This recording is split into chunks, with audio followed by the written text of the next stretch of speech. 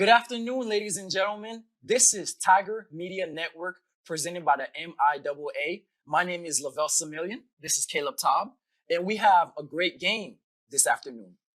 The Central Missouri Mules take on the Fort Hays State Tigers. Caleb, I know you had some few players to watch for the Mules. Will you let us know about them? Well, yeah, so on the defensive side of the ball, I think we're going to really need to watch redshirt sophomore Noah Blair, having himself a terrific season in the secondary. He has 3 interceptions on the year, just doing it all for the defense, really. And then offensively, it's hard to key off of one specific player on their offense. They do a really good job of spreading the ball out, with 5 players having 20 or more rushing attempts on the year, and 5 or more players having 15 or more receptions on the year. So doing a really good job of spreading the ball out to multiple players is going to be hard for the defense to key off of one player. For the Tigers, I have 2 players myself. The first player I want to talk about, he was 2021 All MIAA third team selection at receiver. He's number 6 for the Tigers, and he plays receiver. Manny Ramsey. This man's gonna need to see a chiropractor after the season because he's been carrying the team on offense on his back. This season so far, he has 35 catches for 558 yards, and he also has 4 touchdowns.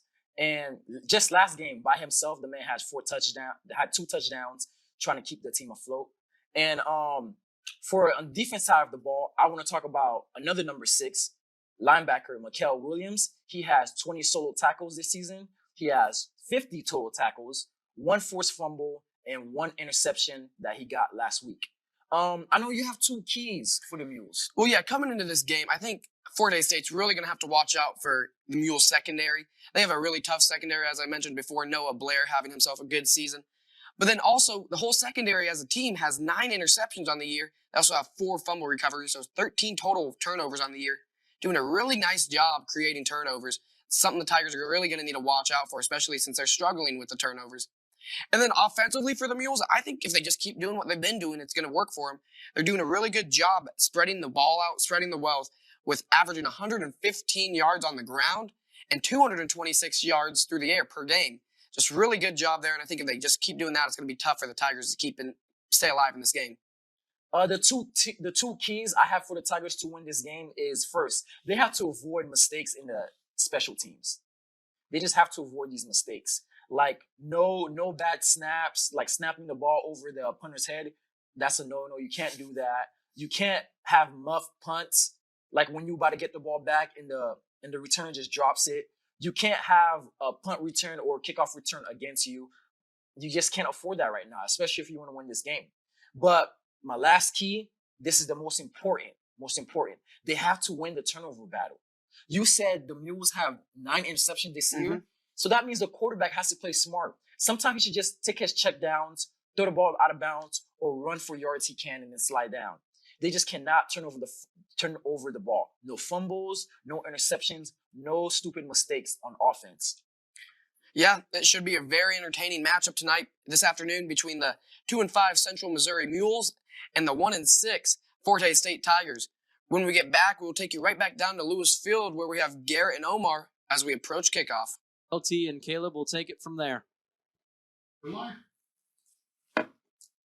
Welcome back to the post-game show. My name is Levelt Similien. This is Caleb Todd, and this is Tiger Media Network presented by the MIAA. Caleb, what is your final thoughts about the game with Central Missouri? Well, overall for Central Missouri, they had a good game offensively. They had 412 total yards, but they just struggled to get any points up there in the game. They had a very good passing attack with 333 passing yards.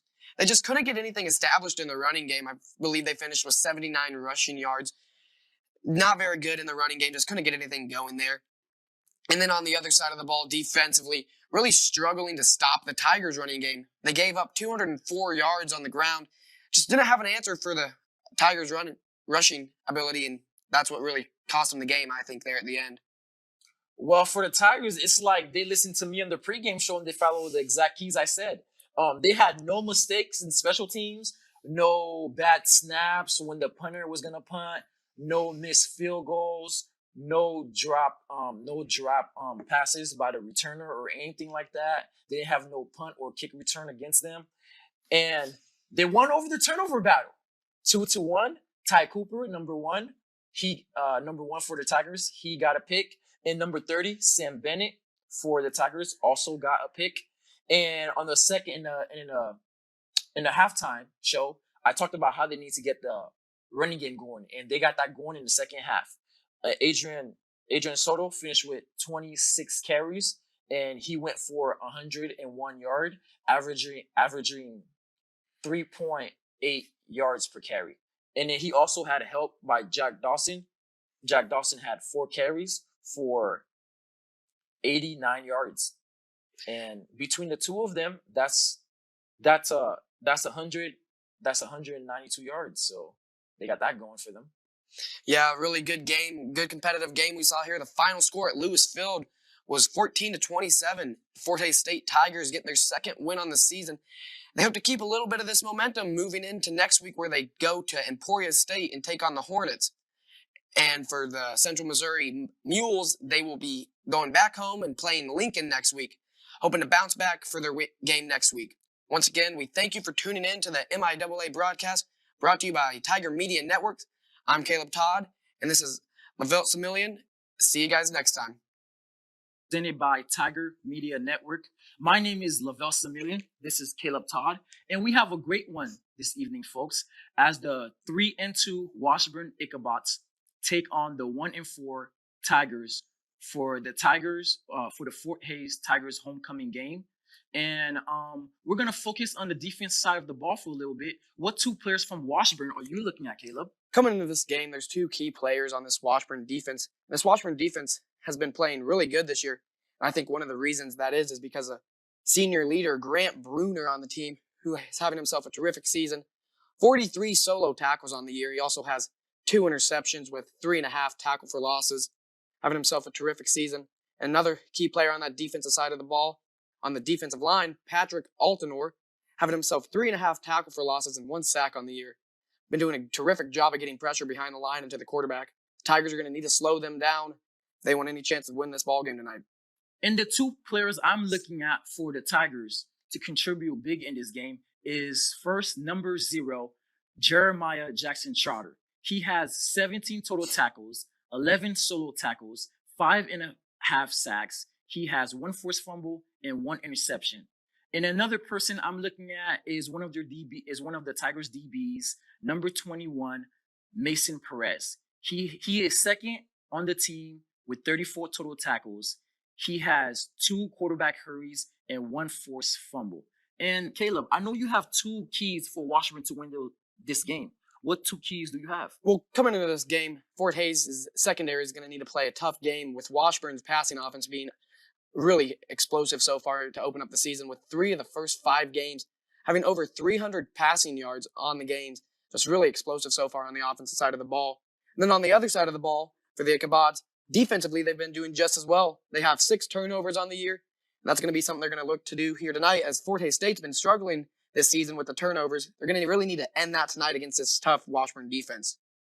Yes. For the Tigers, my 2 keys for them to win this game is the first one, they have to win this turnover battle. They just have to. They just keep shooting themselves in the foot lately. And to stop doing that, they have to win this turnover battle. To help everybody out, to help their coach out, to help them win. They just have to win this turnover battle. And my second key to this game for the Tigers is basically clock management. And a great way to do that is to run the ball. And for me, I think they need to run the ball for at least 185 yards. So that's not just the running backs. That means quarterback runs too, reverses, jet sweeps to the receivers. They just have to combine for 185 yards. That way, their defense can stay fresh. That's a good point there.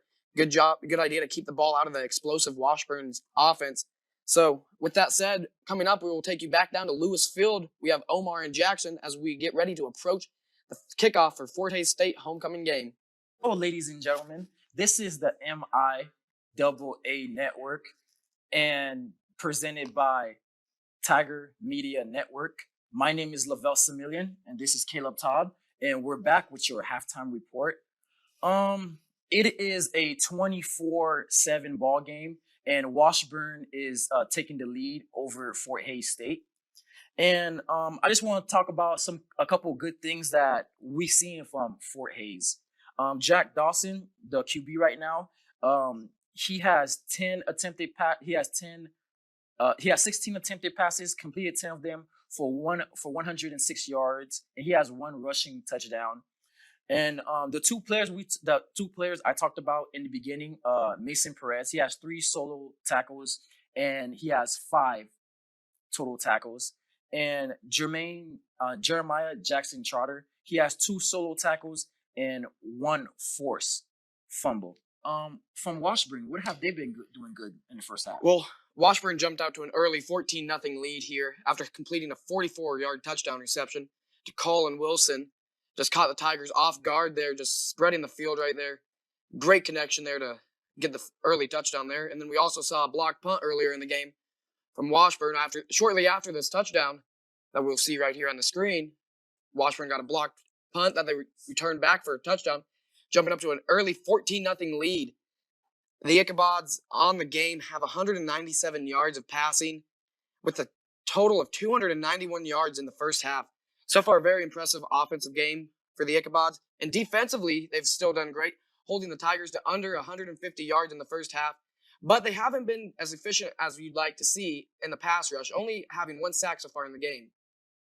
Well, these are the 2 keys for me that the Tigers need to do for the second half to win this game. They have to stop the deep ball. Mm-hmm. They just have to. Maybe apply more pressure or more nickel coverage for the DBs, but they got to stop the deep ball. And it's not just stopping number 13. It's everybody, because they have a good QB, and he likes to spread the wealth. He gets everybody involved. And for the offensive side for the Tigers, I think they should take more deep shots because it looks like the middle is wide open. Involve your tight end, like do seam passes and stuff like that. And I think that's what they should do. Well, and yeah, on the other side for Washburn, I think really they've been playing a great half of football. If there's anything I'd like to see coming into the second half, I'd like to see them just keep passing the ball, keep doing what they've been doing in the first half offensively. Now, on the other side for defense, maybe you'd like to see a little bit more pressure to the quarterback. But other than that, Washburn's been doing a great job in the first half. And then next coming up on the TMN broadcast, after this quick break, we'll take you right back down to Lewis Field to kick off the second half of action. The score being Washburn 24, Fort Hays